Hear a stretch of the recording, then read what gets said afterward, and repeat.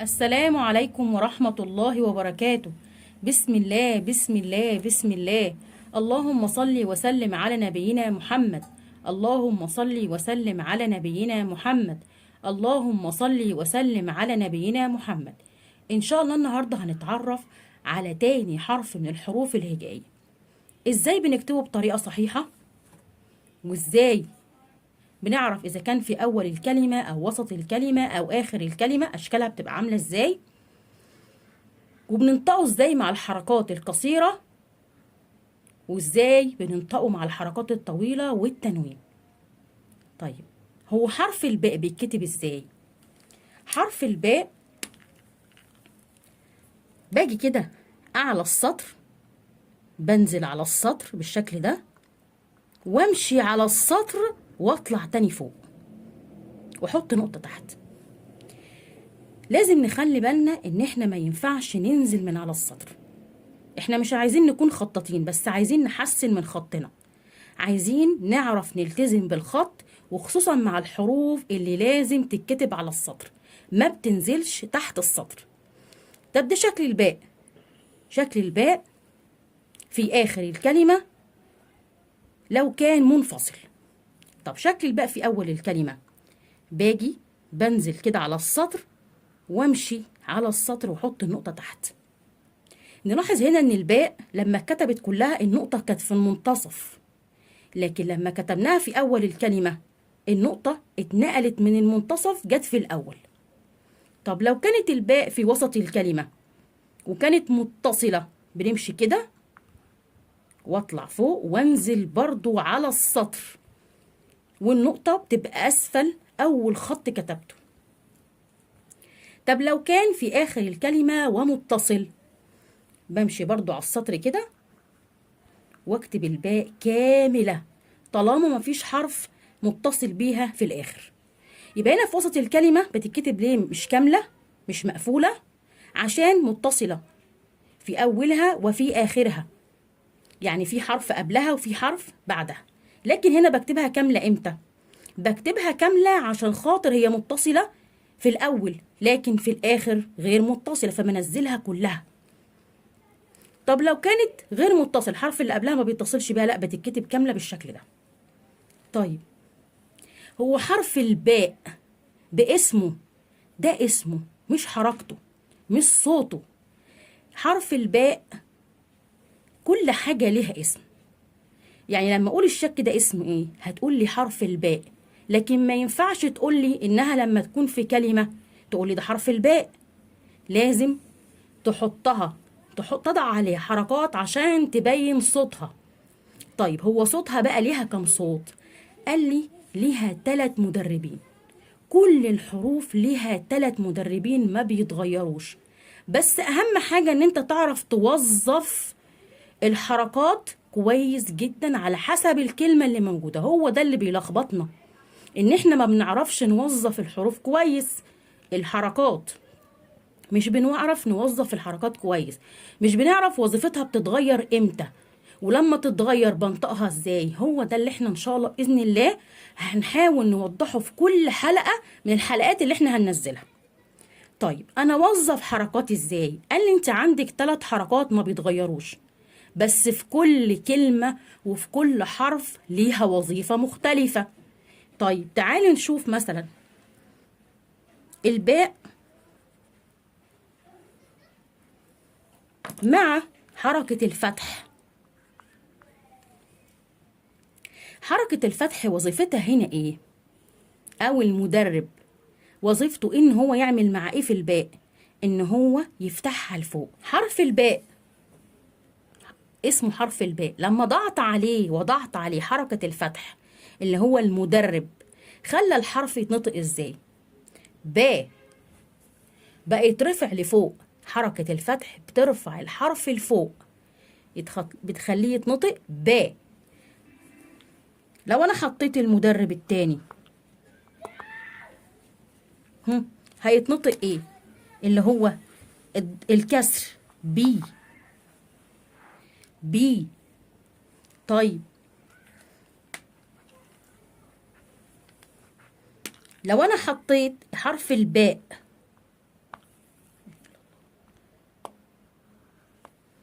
حرف الباء، وضعت عليه المدرب الثالث اللي هو ايه؟ حركة الضم. بقى ايه؟ بو. بو. يبقى الصوت، صوت الحرف اتغير ولا ما اتغيرش؟ اتغير. على حسب ايه؟ على حسب الحركة اللي عليه.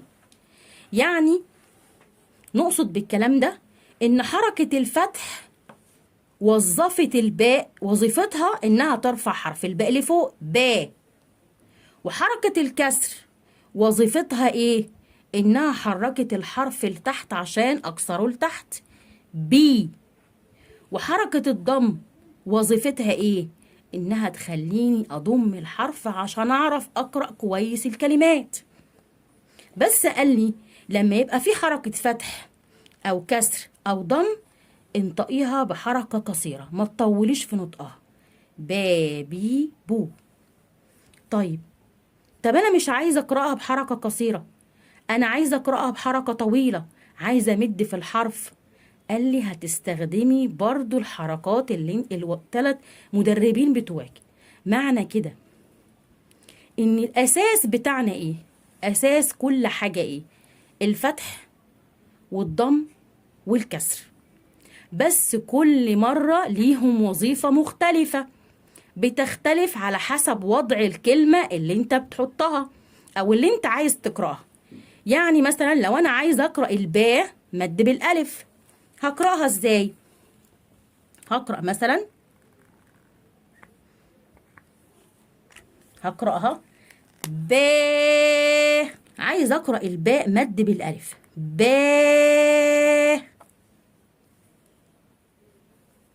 هقرأها ازاي؟ قال لي ضعي الاول حركة الفتح، وبعد كده قولي با زي ما انت عاوزة وضيفي الالف. هقول ايه؟ ب. طيب حركة الفتح معايا ولا مش معايا؟ معايا. بس لما ضفت المد بالالف، وظيفتها بقت مالها؟ قال لي دي بقى موجودة بس اتغيرت بقت ممدودة. مين؟ الباء بقت ممدودة بحركة الفتح. طيب أنا عايزة حركة الباء، عايزة الباء حركة قصيرة، حركة طويلة بس بمد الياء. هضيف الياء بس كده؟ لا طبعا، لازم تحط لي المدرب بتاعها اللي هي ايه؟ حركة الكسر.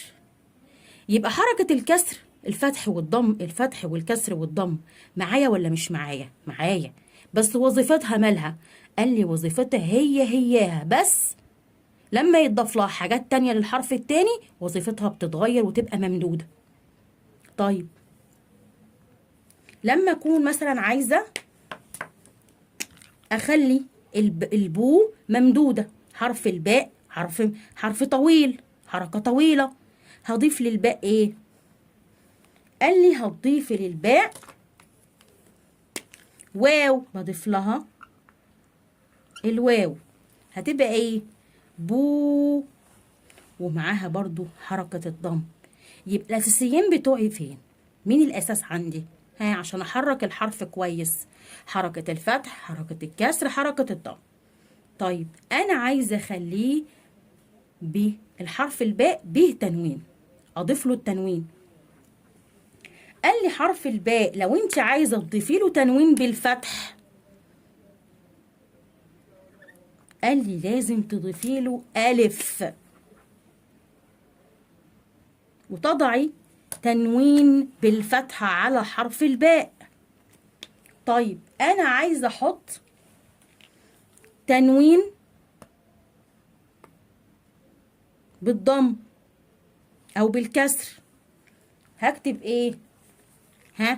قال لي في تنوين بالكسر والتنوين بالضم ما بتضيفيش ألف، الألف مش بتضاف غير مع التنوين بالفتح، هتبقى بن. طب أنا عايزة أضيف للباء تنوين بالضم، هقول إيه؟ بن. بن. هناخد مع بعض مجموعة من الكلمات التي تشمل على حرف الباء، سواء كانت بالحركات القصيرة أو الحركات الطويلة. ناخد مع بعض مثلا كلمة تبدأ بحرف الباء بحركة الفتح. كلمة مثلا بيت، كلمة بيت، با بيت، با بيت. طيب ناخد كمان بحركة الايه، حركة الضم. بو بو، برج، بو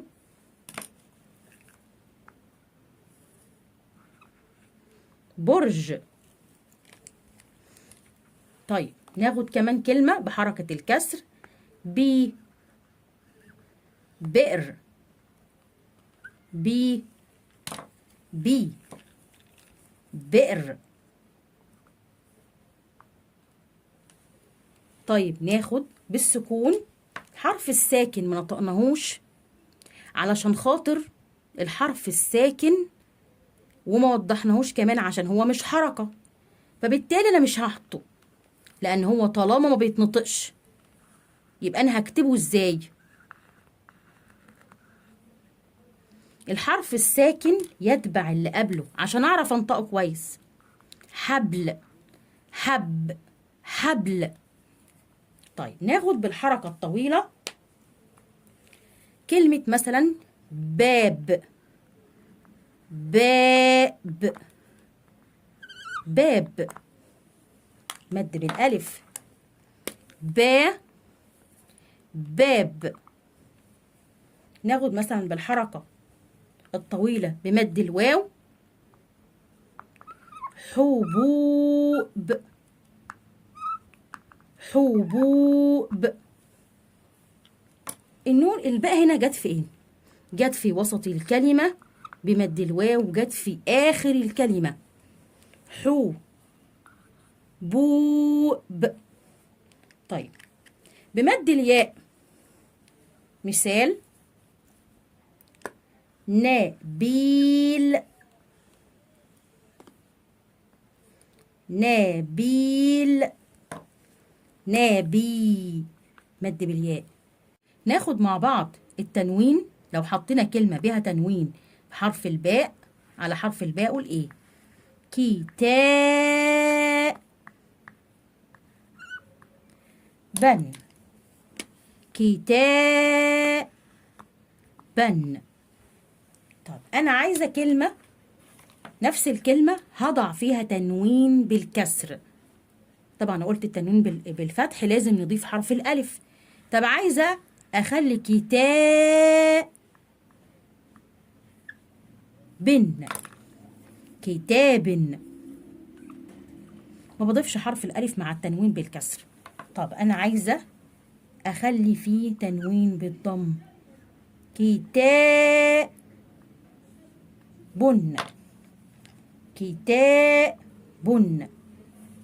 بيت، برج، بئر، حبل، باب، حبوب، نبيل عشان دي حركات طويلة. كتابا، كتاب، كتاب. شكرا، جزاكم الله خير.